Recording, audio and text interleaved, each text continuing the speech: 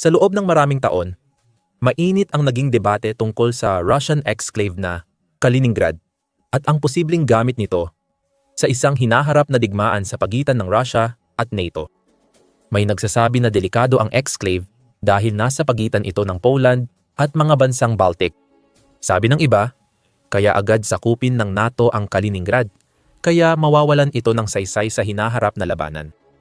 Gusto ni Vladimir Putin tapusin ang usapin at sinusubukang gawin ito sa pagpapadala ng nakakagulat na bagay sa exclave. Ibinunyag ng intel ng Ukraine ang masamang plano ng Russia para sa Kaliningrad. Maaaring maging malaking banta ang rehiyong iyon sa Europa kung magdigma ang Russia at NATO. Noong Disyembre, 18 ibinunyag ng United 24 Media na may malaking pagtagas ng dokumentong Ruso dahil sa intelihensya ng Ukraine na naglantad na gumagawa ang Moscow ng bagong Iskanda, 1,000 ballistic missiles. Ang mga missile na ito na may abot na 1,000 kilometro o 600 at 21 milya ay mapanganib dahil maaring ilagay ng Russia sa Kaliningrad exclave. Doon, kaya nilang targetin ang mga pangunahing lungsod sa Europa tulad ng Oslo at Hamburg. Kaya't malaking banta ang Kaliningrad sa plano ng NATO na pigilan ang Russia sa simula ng digmaan. Particular, isiniwalat ng mga lumabas na dokumento na tapos na ang experimental stage ng makabagong Iskanda missile Sham M7, 232 sa Russia, at nagsimula na ang serial na produksyon nito. Hindi ito malabong teorya. Ayon sa operasyon ng intel ng Ukraine, may ebidensyang ginagawa na ang bagong Iskander at ang United 24 Media ay may mga larawan ng mga nalik na dokumento na nagsisilbing ebidensya. 2 sa mga dokumentong ito ay record ng pananalapi kaugnay ng misil na nagpapakitang bumibili ang Russia ng maraming bahagi para gawin ang mga ito. Ang Sham M7 232 ay tahasang binanggit at ayon sa mga dokumento, ang mga biniling bahagi ay para lang sa produksyon ng misil na ito. Isa pang dokumento ang nagbigay ng impormasyon sa Autonomous Inertial Guidance System ng bagong Iskanda 1,000 na nakatuon sa paggawa, hindi pagsusuri, kaya't ginagawa ang misil at guidance system nito. Hindi na teoretikal na sandata ang Iskanda 1,000. Naniniwala ang Rusya na handa na ito at ipinapakita ng lumabas na impormasyon na inilagay na nila ang bagong misil sa serial na produksyon. Pinakamasama, lumalabas sa mga dokumentong ito na maraming piyesang kailangan ng Rusya sa paggawa ng bagong misil ay hindi galing o gawa sa kanila o sa kanilang mga kaalyado.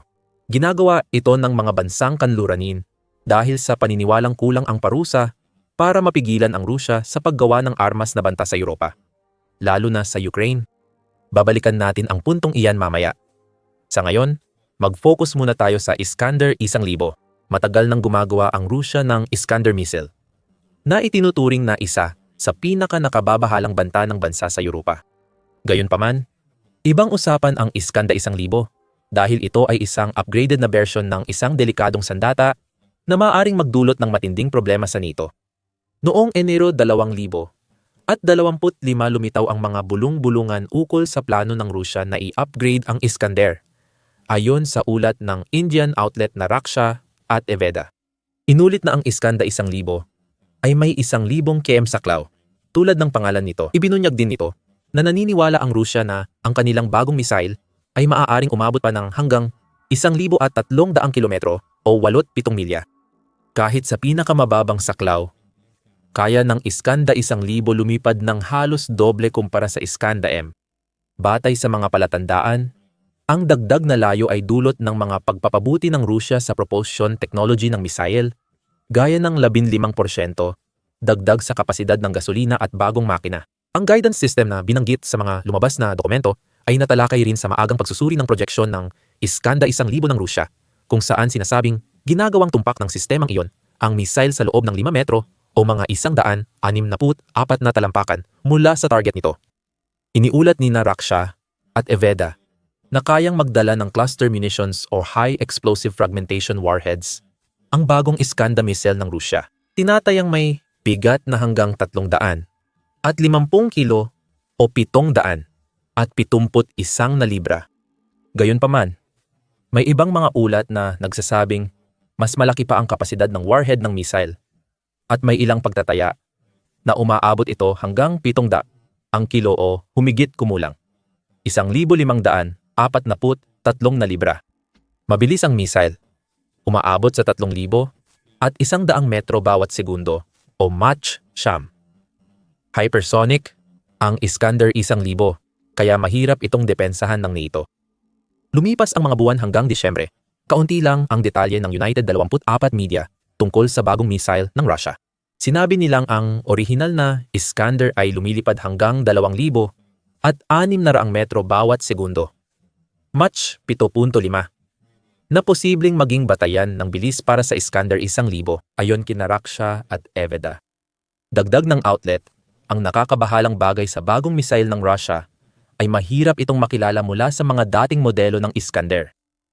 Ang nakakabahala ay hanggang ngayon, mahirap pa ring makilala ang pagkakaiba ng mga modelo base sa surveillance. Ayon sa ilang bukas na impormasyon galing Russia, lalong ikinababahala ito ng NATO. Kung hindi matukoy ang uri ng Iskander na inilunsad ng Russia, maaaring maantala ang paghahanda ng tamang depensa sa himpapawid. Kapag naging handa ang mga depensa, maaaring tinamaan na ng bagong misil ng Russia ang target. Ibinunyag ng mga mapagkukunan ng Russia ang problemang kakaharapin ng NATO at sinabing dapat tumugon ang mga miyembro sa bawat paglulunsad ng Iskander sa likurang bahagi ng operasyon. Nasasayang ang resources at maaaring gamitin ng Russia ang ganitong tugon para matukoy ang eroplano at depensa ng NATO laban sa Iskander 1,000. Simple lang ang ideya.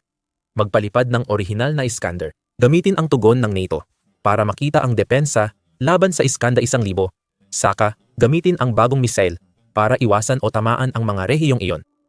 Pagkatapos, may problema pa ng Kaliningrad na kailangang isaalang-alang. Iniulat din ng Military Watch magazine ang mga unang pahayag tungkol sa kakayahan ng Iskander 1,000 noong Enero. Bukod pa sa pagkumpirma ng maraming detalye na ibinahagi ni Raksha at Eveda.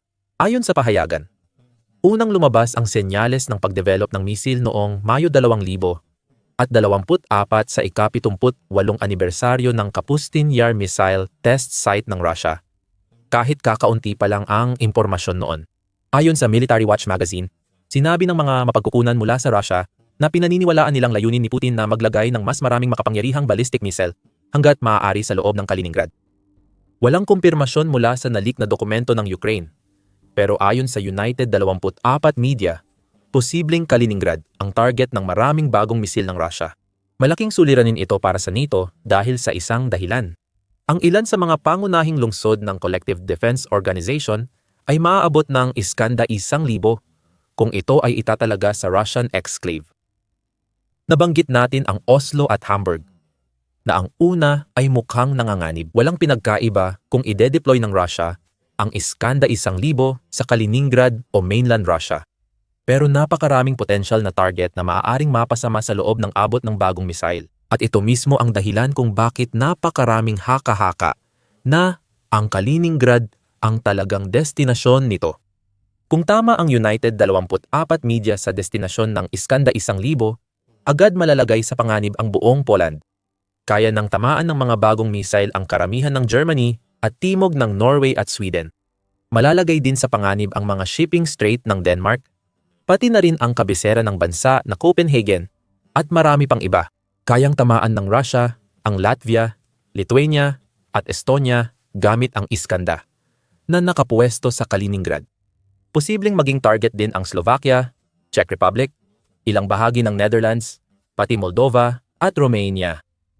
Ilan sa mga bansang ito, tulad ng Poland at mga Baltic states, ay noon pang nanganganib mula sa mas naunang version ng Iskander. Ngunit ngayon na tila inilagay na ng Russia sa produksyon ang pinahusay nitong version ng missile, maaaring maging ground zero ang Kaliningrad para sa isang pag-atake ng Russia laban sa halos buong gitna at silangang Europa. Sa madaling salita, ang NATO ang aasahan para pigilan ang unang hakbang ng pananakop ng Russia sa Europa. At syempre, ang Ukraine na naranasan na ang lakas ng Iskander ay magiging pangunahing target din, habang ang mga miyembro ng NATO ay siguradong nababahala na sa posibleng pinsalang dala ng bagong plano ng Russia sa mga missile sa Kaliningrad. Magagalit pa sila lalo tungkol sa isang bagay na nabanggit natin kanina sa video. Ibinunyag ng mga lumabas na dokumento na malaki ang pag-asa ng Russia sa mga piyesang binibili nito mula sa mga kumpanyang kanluranin para makagawa ng mga misil na ito. At tila nakakabili sila ng mga piyesa na iyon ng halos walang kahirap-hirap. Kailangan talagang itanong, hindi ba't ang mga parusa ay ginawa para maiwasan mismo ang mga sitwasyong ganito? Oo, ganun nga. Pero ang issue ng mga piyesang mula sa kanluran na napupunta sa mga sandata ng Russia ay matagal nang nangyayari. Binanggit ni Pangulong Volodymyr Zelensky ng Ukraine ang problemang ito noong Oktubre ngayong taon. Ayon sa pahayag sa website ng Pangulo, naglunsad ang Russia ng pag-atake sa Ukraine noong gabi ng Oktubre 5 gamit ang 500 at 49 misil at drone. Hindi na nakakagulat dahil pinalalakas ng Russia ang ganitong mga pag-atake ngayong 2025. Kapansin-pansin, ang mga misil at drone na ito ay may mahigit 100,000 piyesang imported. Ipinapakita nito kung gaano kahina ang epekto ng mga parusa sa pagpigil sa Russia sa paggawa ng sandata. Ang ilan sa mga piyesang ito ay galing sa mga bansang inaasahan mo, tulad ng China. Ngunit marami rin ang mula sa mga bansang may ipinapatupad na parusa laban sa Russia. Ayon sa website ni Zelensky, kabilang sa mga bansang nabanggit ang United States, United Kingdom, Netherlands, Japan, Germany, Sweden, at South Korea. Nagbigay sila ng piyesang ginagamit sa mga missile at drone ng Russia. Naiintindihan namang nababahala si Zelensky tungkol sa isyong ito.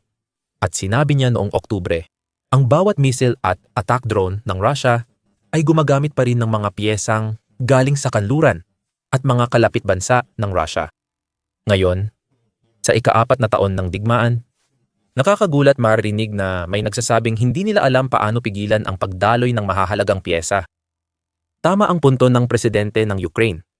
Kahit hindi ito pinapansin ng kanluraning kumpanya na patuloy nagbebenta ng piyesa sa Russia. Hindi sapat ang mga parusa para mapigilan ang Russia sa paggawa ng sandata gaya ng Iskander-1000 kahit parte pa rin ng proseso ang mga kumpanyang may parusa. Ipinaliwanag ng HUR Intelligensia ng Ukraine na naglalabas ng dokumentong Ruso ang laki ng problema. Ang Russian Engineering Design Bureau, ang pangunahing tagapagpatupad ng mga kontrata ng Estado para sa paggawa ng 723 na mga misil. Ayon sa HUR, idinagdag pa nila na ang produksyon ng mga misil ay isinasagawa sa mga pasilidad ng Votkino plant. Matagal nang pinatawan ng Sanctions Coalition ng parusa ang mga kumpanyang ito. At karamihan ng iba pang gumagawa ng bahagi para sa ballistic. Iskanda. Hindi sapat ang mga parusa para mapatigil ang mga plantang ito, pero mas lumalala pa ito. Marami sa mga kumpanyang sangkot sa Iskander-1000 ay hindi pa napaparusahan. Natukoy ng HUR ang 49 na negosyo na gumagawa ng missile at 13 dito ay hindi pinaparusahan ng mga kaalyado ng Ukraine.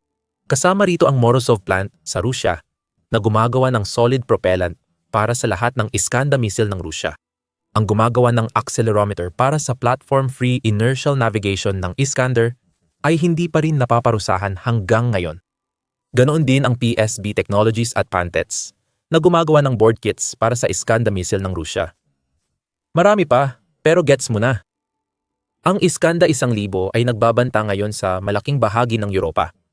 Lalo na kung ide-deploy sa Kaliningrad dahil hindi epektibo ang parusa ng kanluran, ang mga manufacturer ng missile ay hindi napaparusahan o kulang ang pagpapatupad para mapigilan silang sundan ang gusto ni Putin.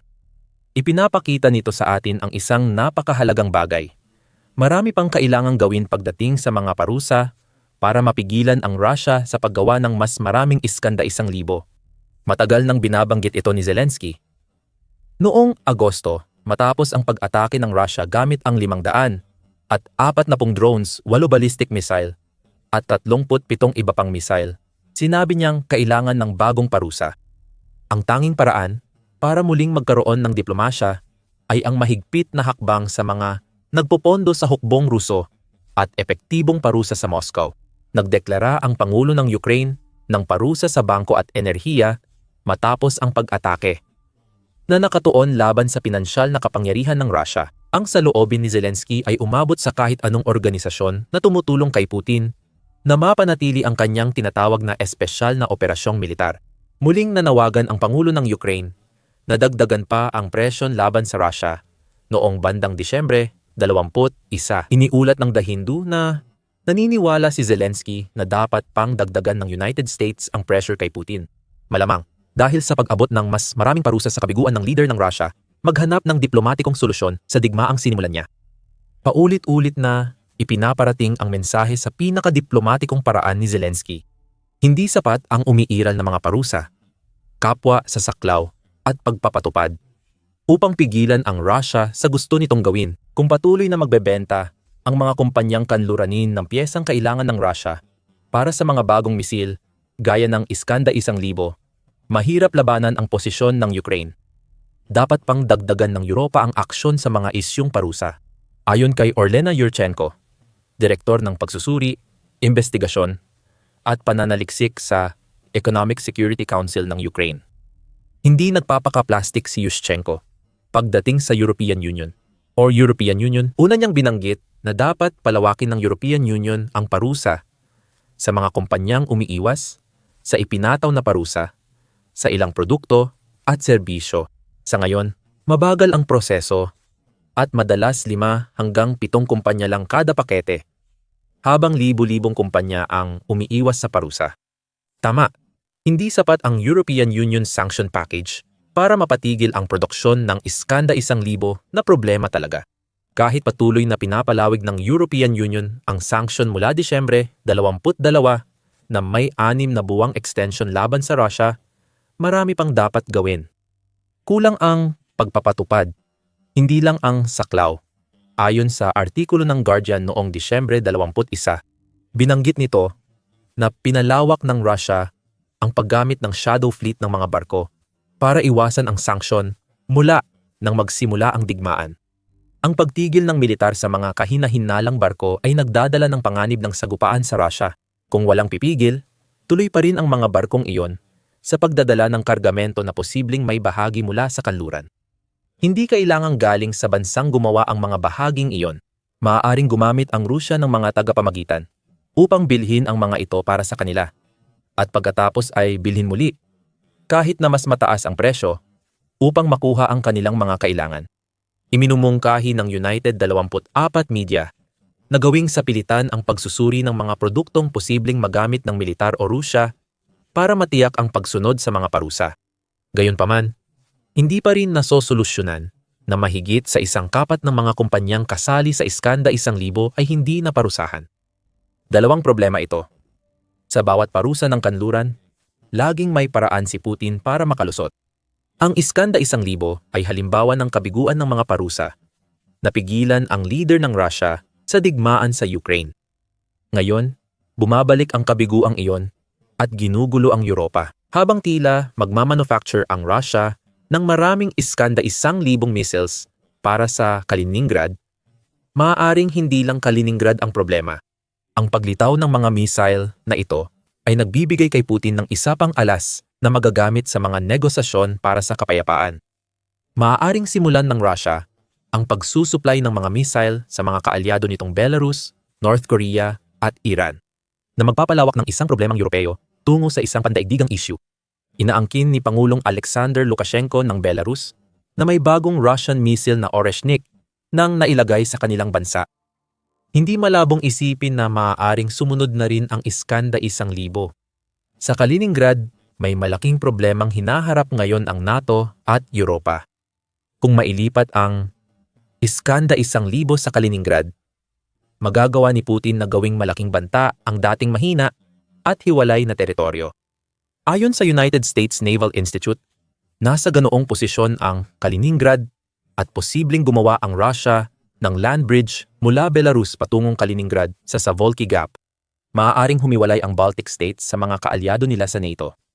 Habang binobomba ng Iskander-1000 ang mga tropang papunta sa Gap. Habang sinasakop ng Russia, maaaring mabilis bumagsak ang Baltic states, kaya posibleng mawalan ng unang depensa ang NATO kung magkagiyera. Ayon kay General Christopher Donohue, may plano ang NATO na gawing inutil agad ang Russian exclave. Noong Hulyo, Iniulat ng Military na inangkin daw ng general ang mabilis na pagpuksa sa Kaliningrad ay bahagi ng estratehiya ng NATO sa silangang Europa. Makakatulong dito ang standardisasyon ng mga sistema at konektadong cloud-based na solusyon. Pero gagana pa kaya ang planong ito kung may mga Iskander-1,000 na kasali? Mahirap sabihin dahil hindi idinetalye ni Donahue ang plano.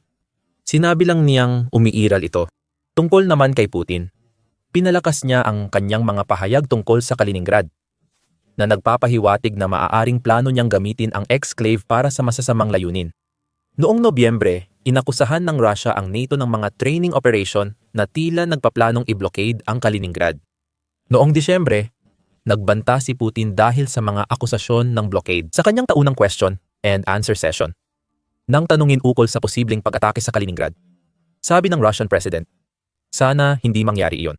Kung may mga bantang ganito na nilikha laban sa amin, wawasakin namin ang mga bantang iyon.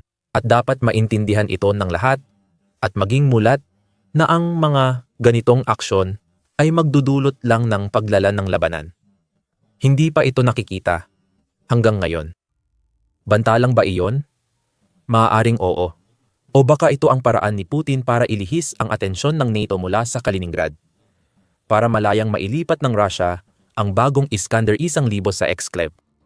Kailangan ng pag-isipan ng NATO kung paano haharapin ang lumalabas na sitwasyong ito. At kailangan nila itong gawin agad dahil ang bagong missile ng Russia ay naglalagay ng masyadong maraming bahagi ng Europa sa panganib. Maaaring gamitin ng iba ang paglabas ng Iskander-1,000 para suportahan ang pahayag na malapit na ang ikatlong digmaang pandaigdig. Ang nakakabahala dito, maaaring tama sila. Panoorin ang aming video para malaman ang mga dahilan kung bakit, ayon sa ilang eksperto, nasa bingit ng bagong pandaigdigang digmaan ang mundo. Kung nagustuhan mo ang video, mag-subscribe sa The Military Show para sa iba pang balita tungkol sa pagtatangka ng Russia gamitin ang Kaliningrad laban sa NATO at Europa. Salamat sa panonood.